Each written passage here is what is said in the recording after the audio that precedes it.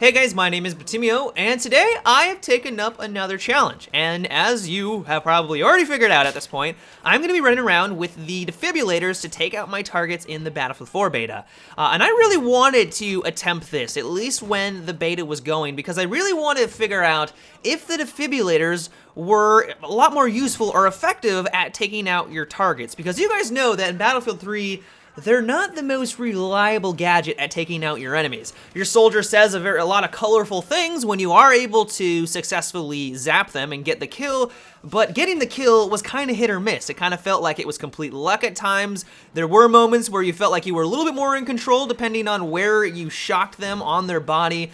But in reality, it just wasn't a very effective or reliable way at taking out your targets. But in Battlefield 4, it is safe to say that DICE has done at least something to their game mechanics where it is now a lot easier to drop people with the defibrillator.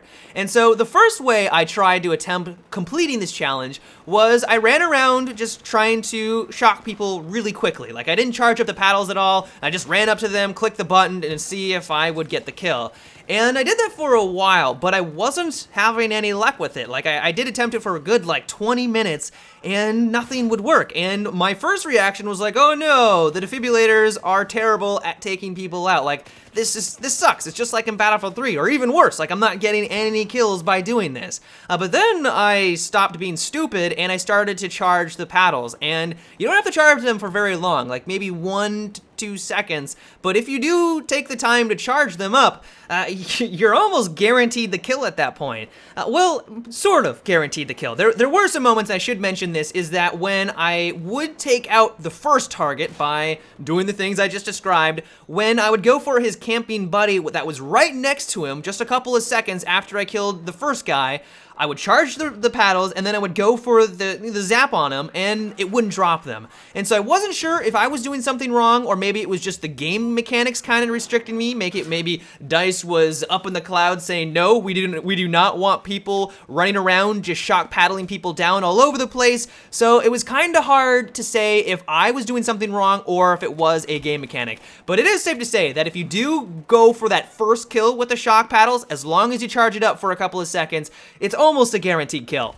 One thing I loved about this challenge was that there were a lot of moments when I would come across an enemy who was unaware of my presence, their back would be turned to me, and as I was kind of charging up my paddles to slay them, they would kind of skirt away. They would move across the room a little bit, trying to find some of my allies to take down, and so then I would be forced to kind of slowly walk over there, charging up my paddles, kind of doing the Macarena, trying to close the gap, hoping that they wouldn't turn around and take me out. And most did turn around and, instantly killed me. But when I was successful in closing the gap and then finally getting the kill, the satisfaction and the grin on my face was well worth it. And in all honesty, I was smiling almost throughout my entire play session because it really was that fun. Especially when I had moments like this, where I'm juking around this bookcase, kind of shifting back and forth. The enemy is using all of his ammunition, not even really getting any hits off. He runs out of ammunition, I run out, and then shock paddle him right in the chest. It was just a glorious experience. One thing I did think of, though, is would this be a quicker and easier way at dropping someone compared to going for a frontal knife?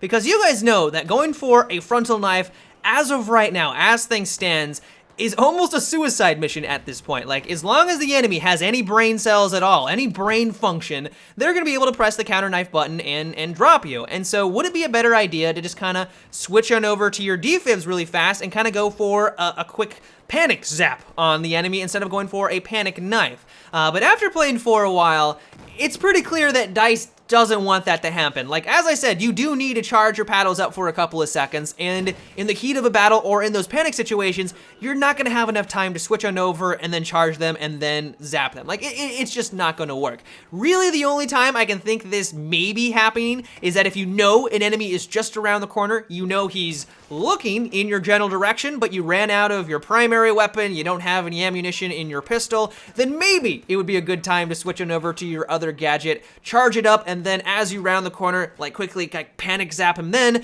but that's really the only situation I can see that working, which isn't gonna happen very often.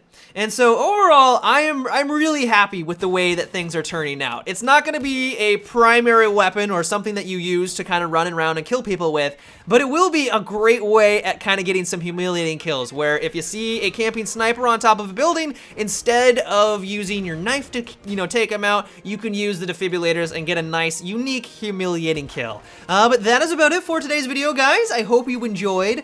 This will probably be the last challenge that I attempt before the launch of Battlefield 4. I don't really feel like going back to Battlefield 3 to create another one. So if you guys have any challenges that you would like me to attempt when the game launches on October 29th, let me know down below in the comments section. But until tomorrow, guys, have a good one and take it easy.